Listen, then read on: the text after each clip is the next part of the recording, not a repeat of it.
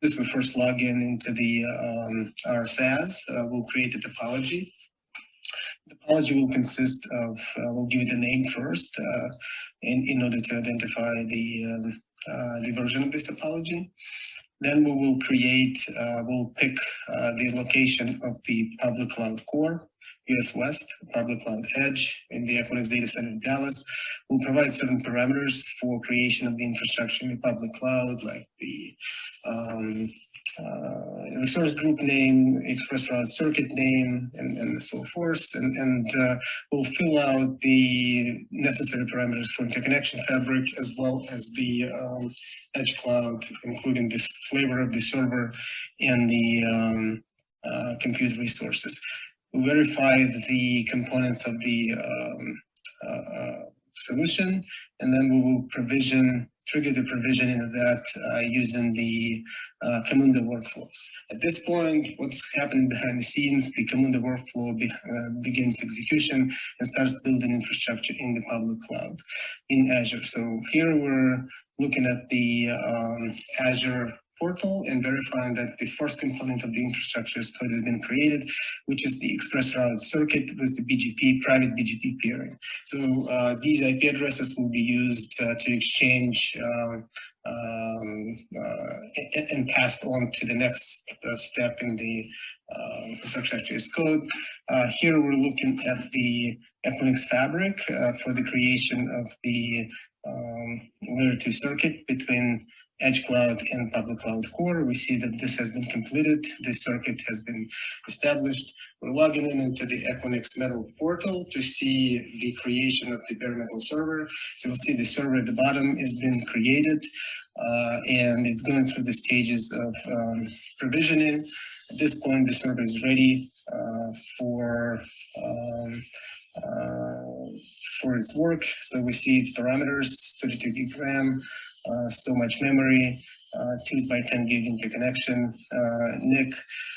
It is connected to the VLAN 1067 as was specified in the beginning of the demo, and it's also connected, that VLAN is mapped to a interconnection virtual circuit that takes it from Dallas to US West across Equinix Fabric, and this is shown here in the status of that connection inside the project. So the local VLAN is mapped into the interconnection VLAN. So going back to the server, we'll look at its network configuration. We'll see the bond interface on the server is configured for that VLAN that is then mapped into the interconnection fabric. So at this point, we're ready to SSH to the server, and we will look at its configuration. So at this point, we can verify that the bond interface config on the server is correct. The private IP address has been assigned. And because the infrastructure in Azure has already been created and the interconnection has been established, we can now ping across at the point-to-point link. Please note that the IP address is private here, so it's private connectivity, not through the internet. At this point, the control of the workflow has been passed to Ansible to install Kubernetes.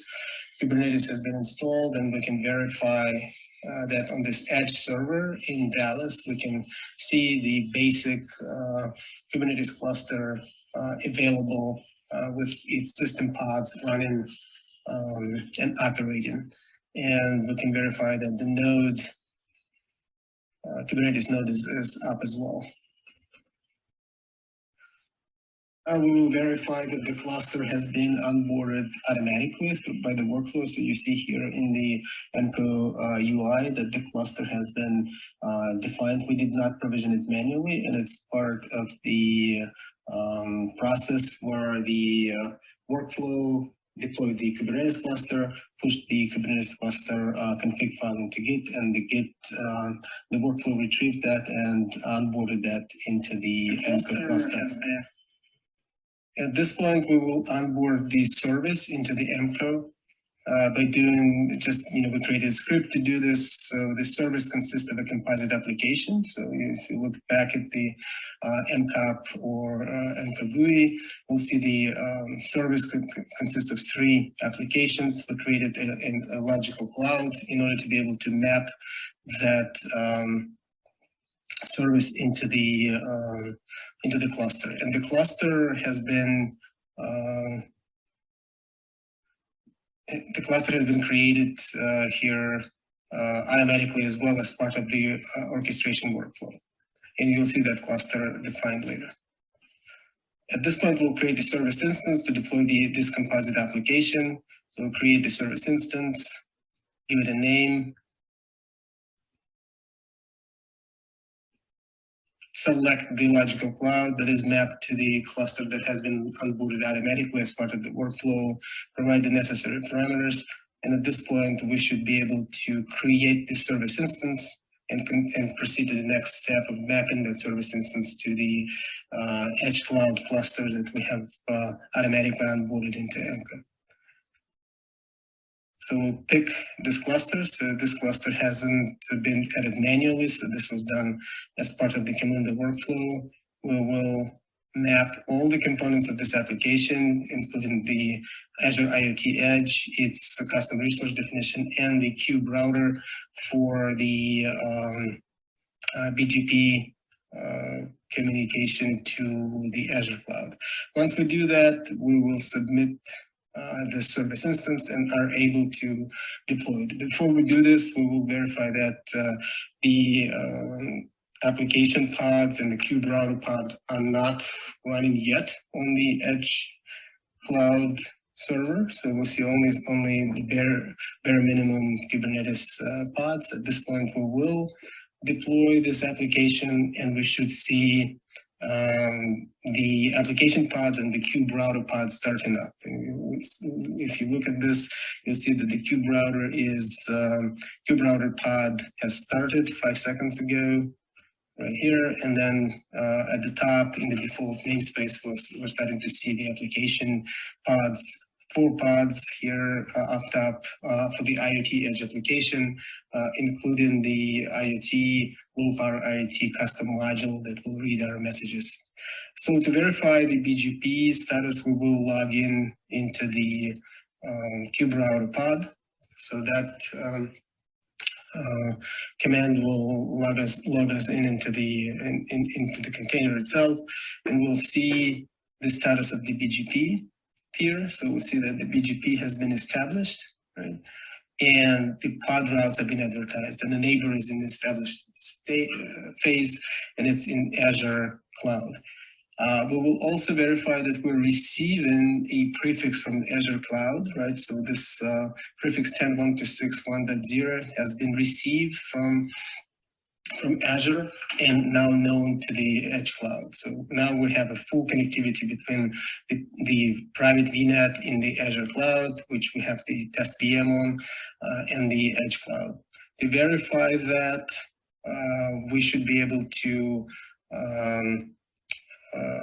have direct reachability between the pod that runs the application service. So we'll see here the IP address of the CIDR assigned to the IoT messaging pod of the application.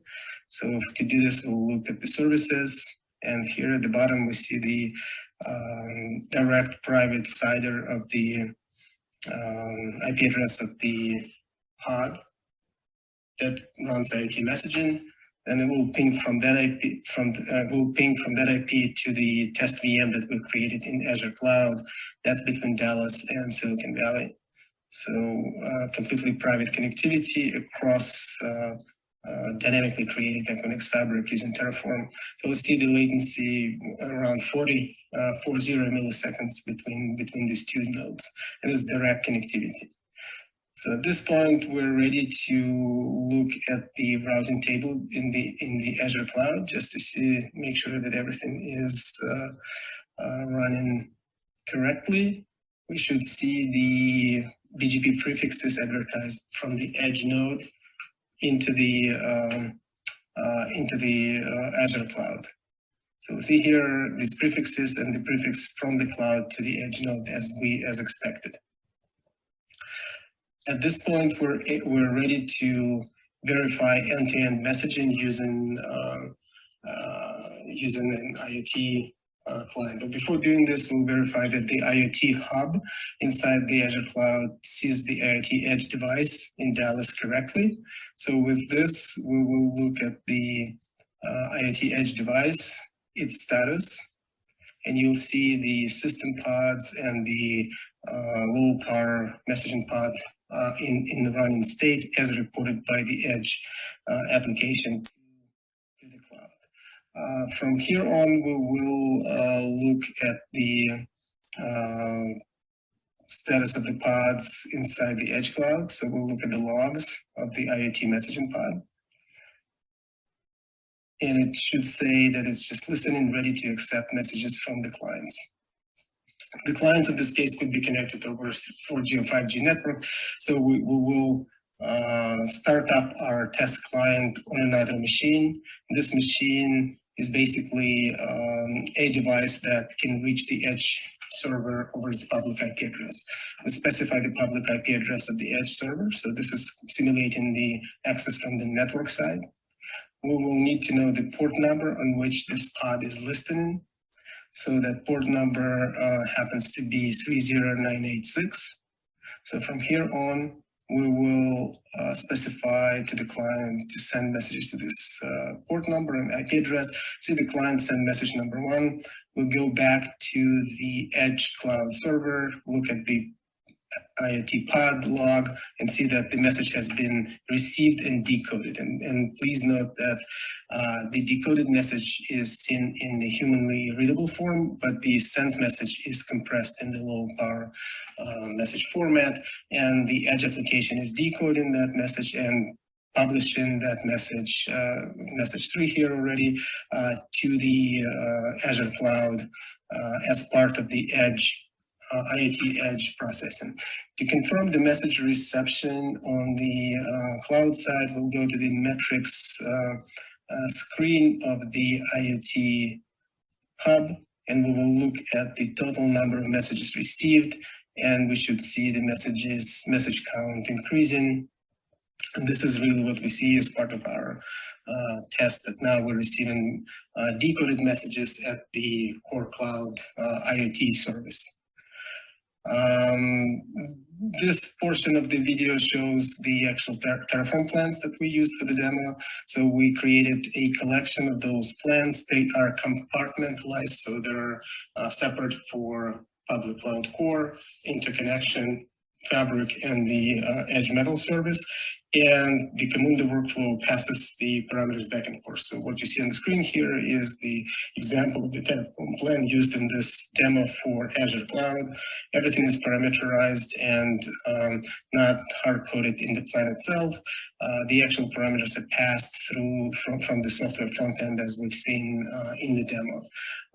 This is an example of the Interconnection Fabric. Terraform plan for the Interconnection Fabric creates a layer 2 connection between Dallas and Silicon Valley for Azure. And then we also show the Equinix Metal, creation of the Equinix Metal server with all the parameters for memory and connectivity that are required in order to establish this Edge Cloud. And also the configuration of the server itself, so it's possible to create the template files to specify IP addressing and so forth. This concludes our demo and shows